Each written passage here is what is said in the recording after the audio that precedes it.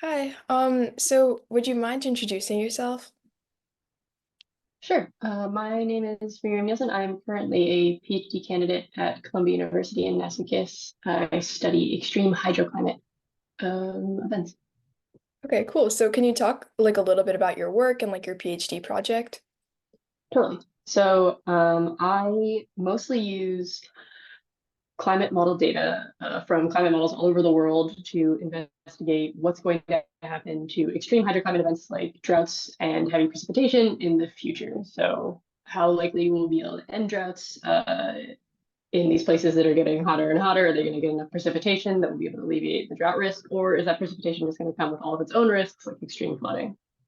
Okay, cool. So can you talk a little bit about like your major and what you did in college to kind of like lead you here? My undergrad was in environmental studies with a focus on creative arts. So I sort of did kind of a hybrid environmental studies and film degree, actually, which did not directly lead to my PhD. I had to take quite a long diversion in media working as a journalist before I made it back to academia. Oh, cool. So your work I feel like would have a lot of coding, right? So Yes, yeah.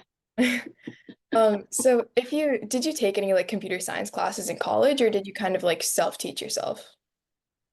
Oh yeah, so I did a minor in computer science. I really couldn't figure out what I wanted to do in undergrad, so I had a double minor in computer science and Chinese while doing this environmental studies film degree. So yeah, I had a background in computer science, and also because I went on to be a video journalist, a lot of that involved animating, which not a lot of people are aware involves a lot of programming on the back end because you can design the physics of the animations and stuff like that. So I kind of kept that up for the several years that I wasn't doing research. Okay, cool. So it kind of But sounds yeah, like coding is pretty important in environmental science. Yeah. So it kind of sounds like you've been all over the place. So what kind of led you to land at climate modeling and like this specific aspect of environmental studies? Good question. I worked as a journalist after finishing undergrad, mostly because it was a lot easier to kind of leverage the editing and media stuff that I'd worked on in undergrad than the environmental stuff. A lot of the environmental organizations I was looking at, you had to start as one of those people that was out on the street asking people to sign petitions, which isn't really my Yeah. method of change. So I started working in a media organization. Uh, Kind of quickly realized that wasn't for me. I don't love how ad supported journalism functions. And so I started moving further and further away from hard news into being a science reporter and then into being a climate reporter. And eventually decided that I wanted to leave journalism altogether and thought what I was doing was a terminal master's degree to go from science journalism into climate communication. But I met along the way these great advisors who had me join the research projects and found that I really actually enjoyed the digging really deep into one single question because a lot of journalism was like I have 3 days to read this paper and talk to as many people as I can and make one story about it. Whereas the academia is like I've spent 3.5 years on one big question now, and so I have really enjoyed sort of digging deep into that. So then from what I thought was a terminal master's degree, I slowly like crawled my way into this PhD program with advisors that I met actually kind of online through the climate communication space. And while I'd originally worked in during the master's program in much more local flood modeling and looking at the risks of specific hazards, the people that I started working with did these much kind of bigger global questions using global climate models. And from kind of meeting them, being interested in their work, and kind of seeing how that confused with what I had done during the master's program, that's what sort of accidentally stumbled me into climate model work. I didn't seek it out. I just kind of was around people that were working with it and found the questions that we can ask with those sort of tools really interesting and Yeah. kind of fun. Aside from the fact that it, is a huge amount of data and have to have hard drives everywhere and log into servers constantly. Yeah, yeah, no, that's really cool. So could you talk a bit about like the advisors that helped you? Were they kind of like mentors or like did you intern with them or how did you kind of work with them? Yeah, so during my first stint in grad school, we got assigned an advisor, and I was really lucky that I clicked with him really well. I think a lot of times those assignments are sort of perfunctory, like you have to have someone who signs off on the classes you're going to take, and the goal is to sort of once you're there, find someone who more directly aligns. But lucky for me, I found we got along really well. He had a research position I could join. And it was a sort of unique experience because he, at that time, had not done a PhD, which is pretty rare in academia. And I had initially kind of hoped like, oh, he's doing it. He's got this career doing research and he didn't have to spend all the time doing a PhD. And I was like, can I do that? And he's like, no, I'm starting a PhD next year. At a certain point, frustratingly, like to do this work as it currently exists, like I had to do the stuff that I was interested in. Everyone was like, no, you have to do the PhD, unfortunately. And so it's been kind of fun because we've been sort of hitting the same PhD milestones at the same time, even though he's a little bit older than me and had kind of had a career already. But from him, I met uh, several other folks who worked in the same spaces and then are now kind of spread out at various universities around the country, which was really great because it meant that while I was kind of in this weird liminal space between doing the first master's program and doing a PhD, I got to sort of work in these different organizations to sort of make sure that this is what I wanted to actually do. And so a lot of the, frustratingly, a lot of the mentorship that I got was based on lucking into this network of very early career but passionate potential mentors, which is frustrating because I wish I could be like, oh, this is how you do it, but I just happen to stumble into these very nice, generous people who share their time with me. No, yeah, that's really cool. I think it's really great that you were able to find like a good advisor who was able to kind of help you into like this PhD program and like guide you there. Yeah. So could you talk a little bit about what you did in high school that might have led you to major in environmental studies?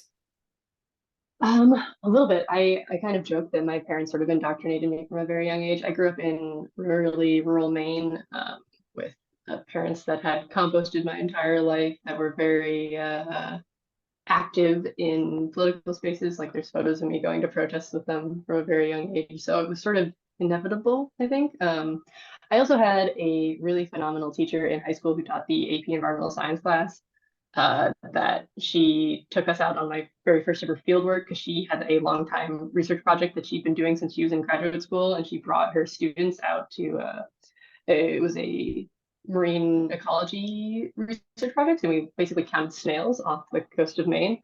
It was a really wonderful experience, and I had not been exposed to any research before then. I think nowadays, there's a lot more research opportunities for high schoolers, and I had never even kind of considered that that might be something I was interested in. I mean, I found the topic very compelling. I obviously was very swayed by the political and environmental ramifications of uh, dealing with climate and environmental issues. So I was interested in the topic, but she was the first person who's like, oh, this is how you actually take that interest and turn it into research questions, and how do you write about those research questions, and how do you figure out the world around you. So I'm very grateful for that. I've had a lot of good teachers along the way, but she was a real highlight. Yeah, that's great. I think it's really cool that you were able to have like a teacher like that and then like a really good advisor again in college who were like able to help you with these things. Um, Yeah. what were some like main challenges that you remember facing in high school in terms of pursuing this major or like challenges in college? Yeah, I mean, uh, I think it's getting better now, but when I first started thinking about where I wanted to go in undergrad, there were not that many programs available that were explicitly environmental or climate oriented.